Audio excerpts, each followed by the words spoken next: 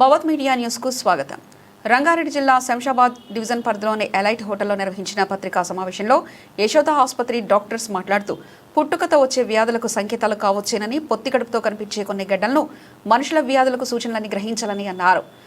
నవజాత శిశువుల అండాశయం సిస్ట్ నియోనాటికల్ ఒకటని, గర్భధారణ సమయంలో తల్లి హార్మోన్ల ప్రభావంతో కొంతమంది ఆడ శిశుల్లో ఈ సమస్య వస్తుందని, అందుకని సకాలంలో గుర్తించి నిపుణుల వైద్య సూచనలు తీసుకుని చికిత్స చేయించుకోవాలని, చికిత్స అందించడం అత్యంత కీలకమని, ఇటీవల మలక్పేట యశోద హాస్పిటల్ వారు అరుదైన శస్త్రచికిత్స చేయడం జరిగిందని, శస్త్రచికిత్సలో తల్లి బిడ్డ క్షేమంగా ఉన్నారని అన్నారు.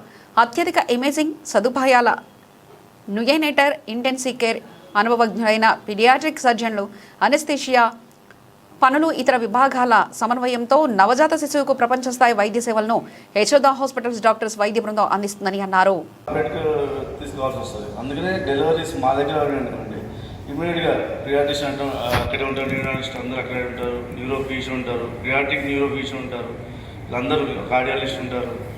అంటే మనకు కొంచెం సేఫ్ సైడ్ ఉంటుంది, టైం సేవ్ అవుతుంది అంత. అందుకనే మా దగ్గర మదర్ అండ్ చైల్డ్ సపరేట్ ఉందని చెప్పడానికి కొంచెం మనకు ఇక్కడ ప్రెస్ మీట్ పెట్టడం జరిగింది. ఇప్పుడైతే ఇంకో బ్రాంచ్ ఉన్నది, బెంగళూరులో ఒక 2 బ్రాంచ్లు అవుతున్నాయి. శంషాబాద్లో అయితే ఇంకేం లేదు, ప్లాన్ లేదు. ఇక్కడ ఇది నానక్రామ్గూడలో ఒకటి స్టార్ట్ అవుతుంది. శంషాబాద్ అయితే ఇప్పుడైతే ఏం లేదు.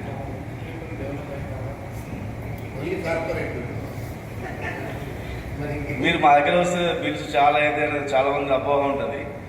మీరు ఒకసారి వచ్చిన తర్వాత తెలుసు, అంటే పేషెంట్ సీరియస్ అయిన తర్వాత వస్తాం మా దగ్గర. మ్యాక్సిమం స్టార్టింగ్లో వచ్చేస్తే మీకు ఇక్కడ అయ్యే ఖర్చుతో మా దగ్గర అయిపోతారు. కానీ వీళ్ళు అంతా సీరియస్ అయ్యి వెంటిలేటర్ స్టేజ్ ఉన్నప్పుడు మా దగ్గరకు వచ్చినప్పుడు ఏమవుతుందంటే ఇక్కడ అంతా ఆల్రెడీ అప్పటికే డబ్బులు పెట్టి ఉంటారు. నార్మల్గా ఈ బేబీస్ ఓవరీస్ ఏమన్నా లాస్ అయితే మనకి జెనిటల్ ఇష్యూస్ వల్ల ఆ బేబీ పెద్ద అయిన తర్వాత ఆ బేబీ ప్రెగ్నెన్సీ ఇష్యూస్ ఏమైనా వస్తాయా అనే డౌట్ కనుక ఉంటే అట్లాంటివి ఏం లేదు. ఎందుకంటే మనం ఓవరెంట్ టిష్యూ ప్రిజర్వ్ చేసాం కంప్లీట్గా. సో దానివల్ల బేబీకి ఏం ఇబ్బంది వచ్చే ఛాన్స్ ఏం లేదు. ఓవరెంట్ టిష్యూ ప్రిజర్వ్ అయిపోయింది. రైట్ సైడ్ బాగానే ఉంది, లెఫ్ట్ సైడ్ కూడా మనం టిష్యూని ఏమీ టచ్ చేయలేదు. సో అది నార్మల్గానే ఉంది. బేబీకి ఫర్దర్గా వచ్చే ప్రాబ్లమ్స్ అవకాశం అయితే ఏమీ లేదు. ఓకే, ఎట్లాగో మనం ఇక్కడ సమావేశమయ్యాము. ఇది చాలా ఇంపార్టెంట్ టైం. నేను పీడియాట్రిషియన్, సో పబ్లిక్ హెల్త్ ఇంపార్టెన్స్గా ఒక మాట చెప్దాం అనుకున్న ఒక విషయం మీకు. సో ఈ వర్షాకాలం ఎక్కువ వర్షాలు మొదలయ్యాయి. ఈ టైంలోనే పిల్లలకి ఎక్కువ ఫ్లూ జ్వరాలు కానీ, వైరల్ ఇన్ఫెక్షన్స్ కానీ, లేదంటే డెంగీ జ్వరాలు కానీ ఈ సమయంలోనే ఎక్కువగా వచ్చే అవకాశం ఉంటుంది. సో ఆల్రెడీ వర్షాలు మొదలయ్యాయి. సో దీనికి మనం ఏం ప్రికాషన్స్ తీసుకోవాలి, పిల్లలు కానీ తల్లిదండ్రులు కానీ, స్కూల్కి వెళ్ళే పిల్లలు ఏం జాగ్రత్తలు పాటిస్తే మంచిది అని ఒక 2 మాటలు మనం డిస్కస్ చేద్దాము.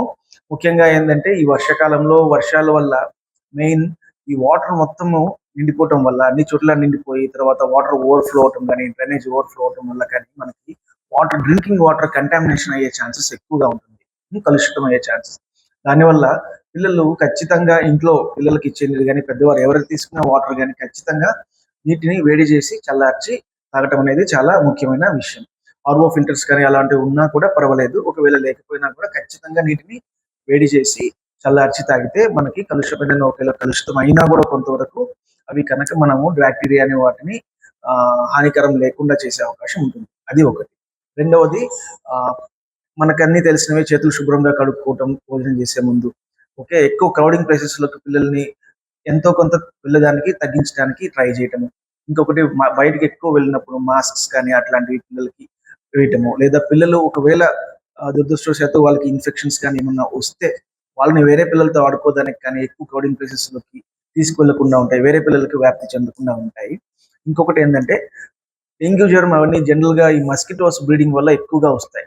ఓకే, ఆ మస్కిటోస్ కూడా ఎక్కువ ఈ వాటర్ పాండ్స్ కానీ, చిన్న చిన్న పాండ్స్ లో అక్కడ వాటర్ నిండిపోవటం వల్ల వర్షం నీరు అది కొంతకాలానికి స్టాగ్నేట్ అయ్యి స్టెబిలైజ్ అయిన తర్వాత దాంట్లో మస్కిటోస్ బ్రీడింగ్ అనేది స్టార్ట్ అవుతాయి. చిన్నగా స్టార్ట్ అయ్యి అక్కడ నుంచి మనకి ఈ మస్కిటోస్ రావటము, హౌస్ హోల్డ్ ఇవన్నీ మొదలవుతాయి.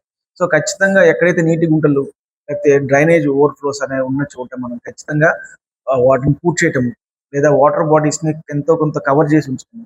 ఓకే, లేదంటే కాలువలు అక్కడ గుంటలు అట్లాంటివి ఉంటే మట్టి వేసి క్లోజ్ చేయటం, లేదంటే వాటిని కవర్ చేయటం కనుక చేస్తే, లేదా మున్సిపాలిటీ వాళ్ళకి చెప్పిన వాళ్ళు కేర్ తీసుకుంటారు, లేదంటే పౌడర్స్ ఏమన్నా స్ప్రెడ్ చేసి మస్కిటో బ్రీడింగ్ అవ్వకుండా చూస్తారు. ఎందుకంటే ఈ మస్కిటోస్ మనకి వేరే ఊరు నుంచి వచ్చి ఈ ఊరు దాకా మస్కిటోస్ ట్రావెల్ చేయలేవు. మస్కిటోస్ కంటూ ఒక రేంజ్ ఉంటుంది. ఓకే, ఒక 200 మీటర్స్ అని కానీ, ఓకే, లేదంటే ఒక 100 మీటర్స్ హైట్ అని కానీ, అంతకన్నా అవి దూరం జర్నీ చేయలేవు. సో మనకి ఇంటి చుట్టుపక్కల ఉండే వాటి నుంచే మనకి ఎక్కువ ముప్పు ఉంటుంది అనమాట. సో ఇంటి చుట్టుపక్కల అట్లీస్ట్ 100 మీటర్స్ అరౌండ్ అవన్నీ గనక కేర్ గనక తీసుకోగలిగితే మనము మస్కిటోస్ అనేది ఖచ్చితంగా నివారించవచ్చు లేదా బాగా తగ్గించవచ్చు. ఈ డెంగ్యూ జ్వరం కూడా మనకి మస్కిటో డే టైం ఉండే మస్కిటో వల్లనే వచ్చే అవకాశం ఉంటుంది. సో ఒక మస్కిటోస్ రాకుండా తీసుకోవడం ఎంత ఇంపార్టెంటో, ఆ తర్వాత మస్కిటో బయట కూడా లేకుండా చేసుకోవడం కూడా అంతే ఇంపార్టెంట్. దానికి ముఖ్యంగా మస్కిటో నెట్స్ వాడటం, లేదా ఇంటికి కిటికీలకి మస్కిటో నెట్స్ వాడటం కానీ, పడుకునేటప్పుడు దోమతెరలు వాడటం కానీ అంతే ఇంపార్టెంట్. దానివల్ల కూడా మనం మస్కిటో బైట్ని నివారించవచ్చు. ఓకే, చెప్పండి. అవును, మినరల్ వాటర్ ఒకవేళ కనుక మనం ప్రాపర్ స్టాండర్డ్ అయితే మనం వేడి చేసుకోవాల్సిన అవసరం జనరల్ గా ఉండదు. ఓకే, స్టాండర్డ్ ప్రిపరేషన్ లో ఫిల్టర్స్ రెగ్యులర్ గా చేంజ్ చేసి వేడి చేయాల్సిన అవసరం లేదు. సాధారణంగా మనం అట్లాగే తీసుకోవచ్చు.